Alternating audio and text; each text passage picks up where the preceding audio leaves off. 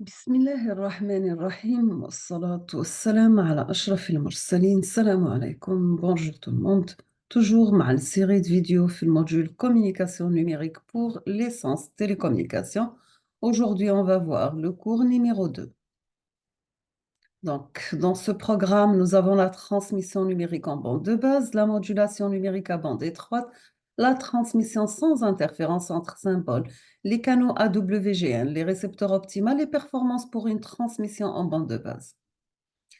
Maintenant, on va voir la modulation numérique à bande étroite 2. Voici pour la modulation APSK. Donc, vous avez la modification de l'amplitude ASK, sachant que AK modifie l'amplitude toutes les t secondes et le symbole équivalent en modulation ASK sera alpha K égale à AK réel. Mais pour modulation de phase PSK, les AK modifient la phase toutes les t secondes et les symboles équivalents sont en modification ASK. Nous avons alpha k égale à exponentielle g à k, le cercle unité bien sûr. Si on veut modifier simultanément l'amplitude et la phase toutes les t secondes, on va utiliser l'amplitude et phase shift, ce qu'on appelle keying APSK. Le principe, à chaque période symbole t, on change l'amplitude mk et la phase phi k de la porteuse. Dans ce cas, E de t, ça sera m de t par cosinus de pi f0 plus phi de t. Et m de t, c'est la somme de mk h e t k moins k. La phase, ça sera la somme de la phase par h échantillonné de t moins kt. Toujours à chaque période symbole t, on régit sur deux paramètres au lieu de un, ce qui revient à une mise au carré du nombre de symboles possibles. Pour la modulation APSK, donc constellation, donc c'est la modification conjointe de l'amplitude et de la phase, peut être vue mathématiquement comme la transmission des symboles AK complexes ASK tels que alpha k égale à mk par exponentielle g phi k, et ASK revient à mk égale à AK et phi k égale à 0, et PSK à mk égale à 1 et phi k égale à k.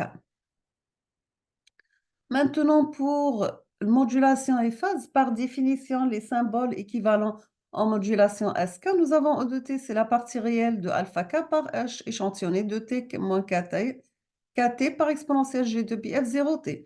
Comme alpha k égale à mk exponentielle j phi k, on peut montrer que E de t égale la somme de mk he par cosinus de pi f0 plus phi k. Sachant que mk, c'est la somme de alpha k en module par h échantillonné t moins kte, et la phase, c'est la somme des arguments de alpha k par h échantillonné de t moins kt. Mt, on va transmettre le module du symbole, et phi t, transmettre l'argument du symbole.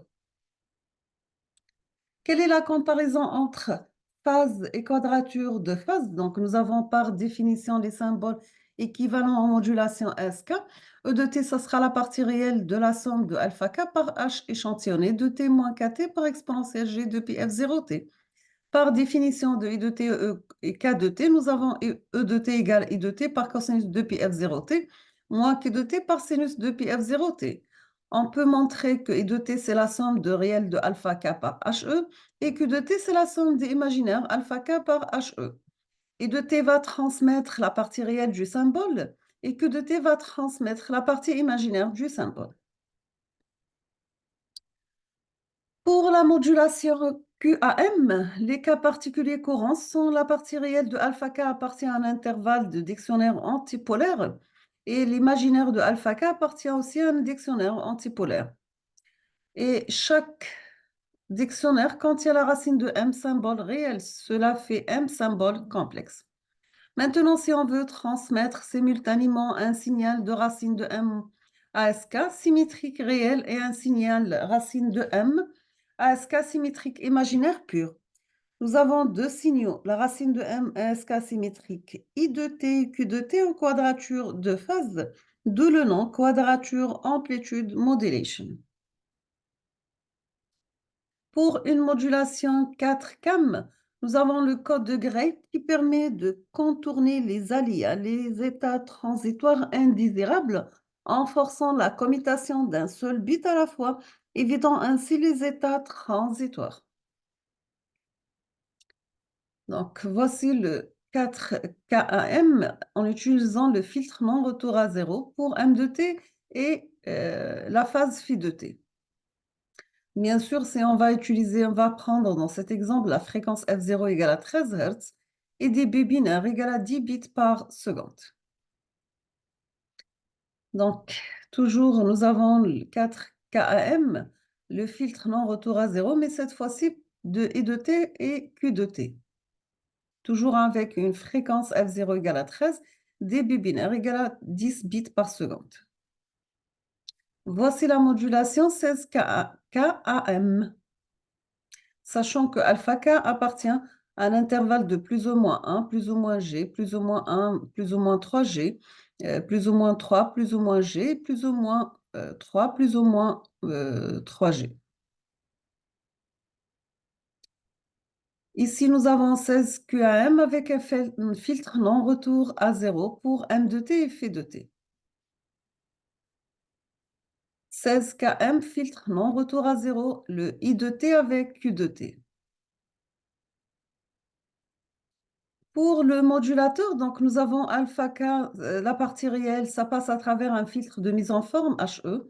On obtient I de t, on va le multiplier par cosinus de pi f0t pour arriver à la fin E de t qui est égale à la somme. Donc la partie imaginaire de alpha k passe par un filtre de mise en forme HE. On obtient k de t, on va multiplier moins sinus pour arriver à la fin E de t qui est égale à la somme des deux. Sachant que I de t, c'est la somme des réels alpha k par HE de t moins KTE, et Q de t, ça sera la somme des imaginaires par HE, t moins KI, et E de t, c'est I de t moins Q de t. Pour le démodulateur, donc vous allez R de t multiplié par 2 fois cosinus de pi f0t passe à travers un filtre passe-bas. On aura I de R, on va passer à travers un filtre de réception. On obtient Z1 de t, ZI de t. Et pour R de t multiplié par 2 sinus de pi f0t, on fait passer toujours à travers un filtre passe-bas. On obtient QT chapeau. On fait passer à travers un filtre de réception, on obtient ZQ de t. Après un filtrage passe-bas, on retrouve I de t et Q de t, puis on va échantillonner la partie réelle de alpha k et la partie imaginaire de alpha k et on obtient à la fin alpha k. Maintenant, pour la probabilité d'erreur binaire, si on va utiliser un codage de Gray et si le récepteur est optimal, on peut montrer que TEB égale à peu près à 2 fois la racine de m moins 1 sur la racine de m log 2, la racine de m par q, la racine de 2 bits sur 1, 0, 3 log la racine de log 2, la racine de m sur m moins 1. Maintenant, si nous avons deux modulations, dans ce cas, la racine de m à SK sont indépendantes. Si on va utiliser un filtre de non-retour à zéro, on obtient B mod égale à 2 fois la période. Mais remarque, si on n'est plus en bande de base, donc on a mu égale log de grand M sur 2. Plus M augmente, plus mu augmente. Quand M augmente, le TEB augmente. Dans cette figure, on va voir ensemble la comparaison entre ASK et le QAM pour le taux d'erreur binaire pour démodulation AMASK symétrique dans la première figure. Et la deuxième, nous avons taux d'erreur binaire pour démodulation M QAM. Donc, on peut transmettre avec M QAM pour le même taux de binaire qu'avec une symétrie, la racine de M ASK. En revanche, les modulateurs et démodulateurs sont plus complexes à réaliser avec M QAM. Donc, vous avez souvent le code de couleur pour 4. QAM, c'est bleu, vert 16, rouge 64, bleu foncé 256 et violet 2024. On passe au bilan. Donc, les notions importantes, c'est que M de t, c'est l'amplitude, phi de t, c'est la phase, et de t, c'est la composante en phase, Q de t, c'est la composante en quadrature de phase. Pour la modulation ASK, PSK, QAM, donc vous avez M de t à travers ASK est égal à AK, PSK égale à 1, puis QAM égale à la racine de alpha, ainsi de suite pour les autres. Donc, la phase égale à 0 pour la première, AK pour la deuxième, argument de alpha K pour la troisième, ainsi de suite. Maintenant, pour la modulation par déplacement de fréquence, le FK, on a déjà modifié l'amplitude et la phase de la porteuse cette fois-ci, mais on va modifier la fréquence fondamentale de la porteuse, ce qu'on appelle frequency shift keying. Donc, nous avons E de t, c'est la partie réelle de exponentielle g de pi f0 plus x de t, ce qui revient à avoir E de t égale cosinus de pi f0 plus x de t par t. Dans le cas d'un filtre de mise en forme HE non retour à 0, on obtient que E de t, ça sera la somme de cosinus de pi f0 plus AK par h de t moins kt. Si on va changer la fréquence fondamentale de la porteuse tous les temps, donc on aura les symboles AK, et les fréquences fondamentales, ça sera pour t compris entre kt et k plus 1t. Bien sûr, ça sera f0 plus AK. Maintenant, pour des choix des symboles, dans le cas d'une modulation FK, AM symbole et AK doivent être homogènes à une fréquence et on choisit un dictionnaire antipolaire. Donc, AK appartient à delta F sur 2 pour un ensemble qui varie de moins M-1, moins 3, moins 1, 3 et M-1. Sachant que F0, c'est la fréquence centrale, ou delta F, c'est l'excursion de fréquence. Maintenant, on va prendre un exemple d'une modulation FSK. Si on va supposer grand M égale à K, K des deux FSK, souvent appelé simplement FSK.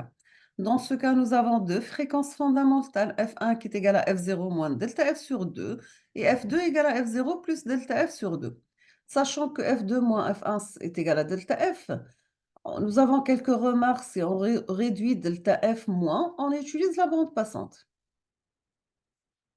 L'indice de modulation mu est égal à delta F multiplié par T.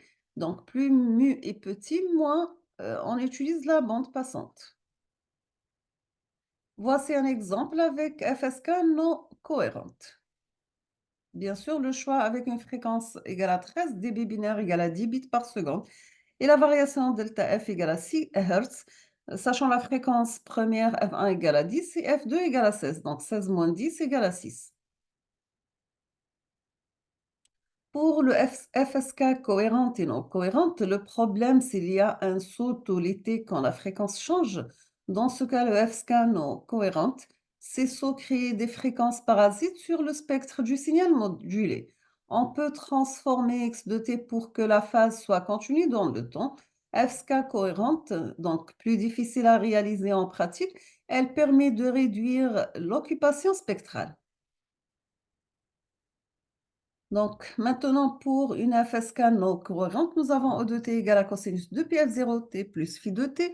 Phi de t, c'est 2 pi a t pour t appartient à l'intervalle kt et k plus 1 t. Pour une FSK cohérente, on va poser phi de t est égal à 2 pi a k plus phi de k et la condition de continuité, ce sera la suivante.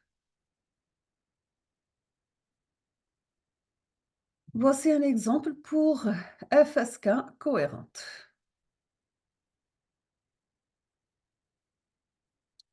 On passe maintenant à la modulation MSK. Un petit rappel, plus mu est petit, moins on utilise de bande passante. Avec une CP-FSK, on diminue la largeur de la bande passante, minimum shift keying, et le MSK, plus petite valeur de mu, permettant une probabilité d'erreur optimale, donc mu égale à 0,5. Pour le MSK, CP-FSK cohérente avec un filtre non retourné à 0 et F égale à 12T. Donc, vous avez ici dans cette figure le MSK avec les conditions suivantes. Nous sommes arrivés à la fin de ce chapitre. Je vous remercie infiniment pour votre attention et à la prochaine vidéo, Inch'Allah. Merci.